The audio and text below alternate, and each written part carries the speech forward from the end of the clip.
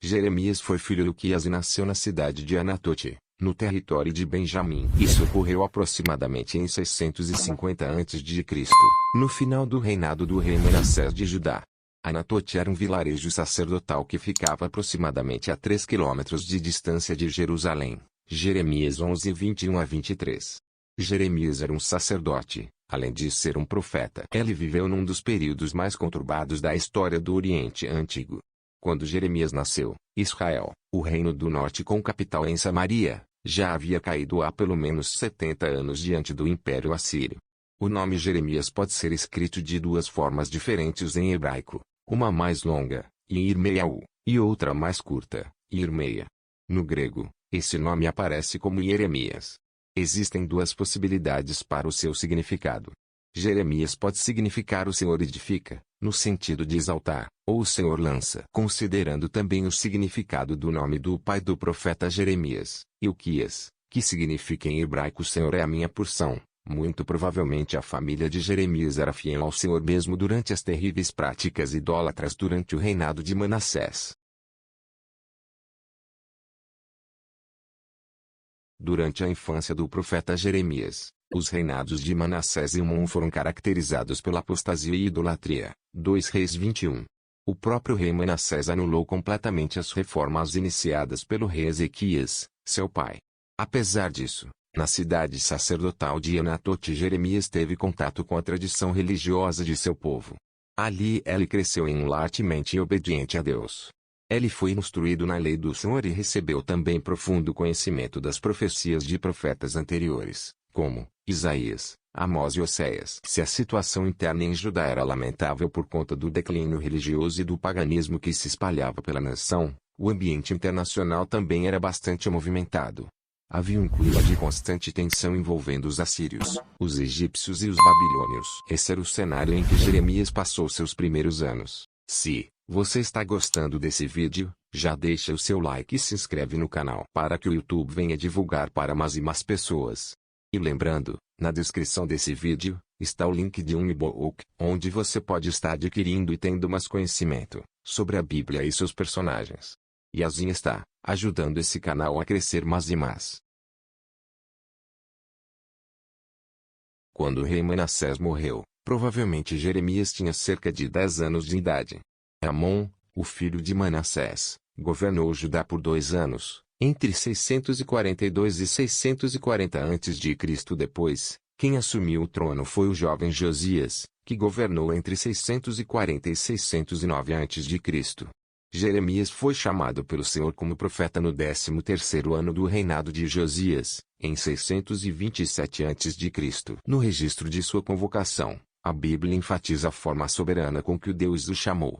Antes que te formasse no ventre te conheci, e antes que saísses da madre, te santifiquei, as nações te dei por profeta. Jeremias 1:5. Diante do chamado de Deus, o jovem Jeremias alegou ser incapaz de desempenhar tal tarefa, pois não passava de um menino. Curiosamente, essa foi a mesma objeção feita por Moisés quando Deus o chamou. Êxodo 4:10. O rei Salomão também fez uma observação semelhante quando assumiu o trono de Israel. 1 Reis 3:7. Além de indicar uma possível idade prematura para exercer tamanha responsabilidade, essa resposta do profeta também pode significar que ela ainda era espiritualmente e socialmente imaturo. Talvez uma pessoa humilde que não possuía a tua confiança. Mas a objeção do inexperiente Jeremias não foi um problema para Deus. Na verdade, o Senhor o tranquilizou dizendo: não temas. Jeremias 1:8. Deus avisou o profeta que ele deveria falar tudo o que lhe fosse ordenado, mas também prometeu que estaria com ele durante os terríveis anos de aflição que se aproximavam. O profeta Jeremias exerceu seu ministério num período de pelo menos 40 anos. Isso significa que se sua chamada para o ministério profético ocorreu entre 627 ou 626 a.C., o profeta Jeremias continuou profetizando até pouco depois da queda de Jerusalém, em 587 a.C. Assim, ele profetizou durante os reinados dos últimos 5 reis de Judá: Josias, 640 a 609 a.C., Joacás, 609 a.C., Joaquim, 609 a 598 a.C., Joaquim, 598 a 597 a.C., e Zedequias, 597 a 586 a.C. Um fato bastante interessante é que o ano de início do ministério do profeta Jeremias foi marcado por grandes reviravoltas internacionais que abalaram a história mundial. Entre 627 e 626 a.C. Assurbanipal, o último grande rei da Síria, e Candalanu, o governante da Babilônia, morreram. Então Nabopolassar, pai de Nabucodonosor, se aproveitou daquele momento conturbado e de enfraquecimento do Império Assírio e se tornou o rei da Babilônia. Isso acabou culminando na conquista da Assíria em 612 a.C., e no florescer do Império Babilônico em 605 a.C. como a maior potência mundial.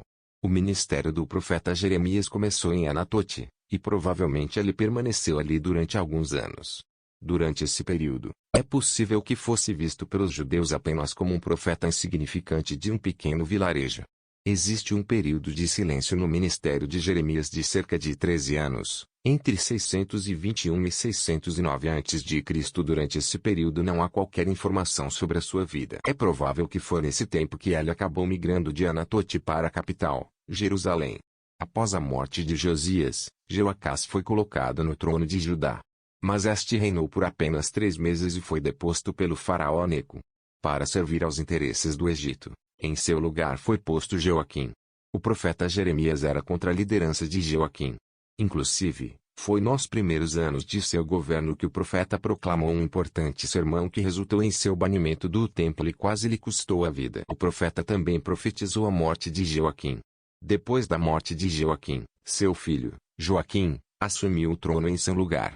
Mas o jovem monarca governou por apenas 3 meses e logo foi levado para a Babilônia. Para o seu lugar Nabucodonosor colocou Zedequias. Nessa época o Egito e a Babilônia estavam disputando o controle daquela região, e o profeta Jeremias repetidamente profetizou acerca da vitória da Babilônia. Ela insistiu que qualquer esforço para resistir ao avanço da Babilônia, mesmo recorrendo a uma possível aliança com o Egito, seria inútil. Isso porque a Babilônia era um instrumento nas mãos de Deus para executar seu juízo. O profeta acabou sendo perseguido por causa desse seu posicionamento. Jeremias exerceu todo o seu ministério de maneira vigorosa, mesmo diante de muitas aflições. Ele teve uma vida bastante solitária, muito por conta da mensagem impopular que transmitia. Jeremias 15 e 17. Durante seu ministério é possível perceber a forma com que ele se envolveu pessoalmente com sua mensagem, de modo que ele sentiu, antes do próprio povo, a agonia da aproximação do cativeiro babilônico e o derramamento da ira do Senhor por causa do pecado do povo. Jeremias 4 e 19. O profeta foi proibido pelo Senhor de se casar e formar uma família. Isso era para que a vida de Jeremias servisse como sinal das transformações que o exílio resultaria na vida cotidiana do povo. Jeremias 16:2. Jeremias experimentou angústias tão grandes durante sua vida que, por conta de seu lamento, ele ficou conhecido popularmente como o profeta chorão. Jeremias 4 e 19. O profeta Jeremias foi preso e teve sua vida ameaçada várias vezes. Na verdade, o conteúdo de sua mensagem o colocava em oposição à liderança de Judá. Por isso muitas vezes Jeremias parecia detestar sua missão, pois ela lhe ocasionava grandes problemas, inclusive com seus parentes e conhecidos. Ele era alvo de zombaria e todos o amaldiçoavam. Com base nos detalhes registrados por Baruque, seu escriba, é possível perceber que Jeremias tinha uma personalidade forte e repleta de contrastes. Ele era um homem honesto, gentil, afetuoso, um profundo observador analítico e, ao mesmo tempo, inflexível. Apesar de se lamentar com frequência, o profeta Jeremias era uma pessoa otimista e de oração.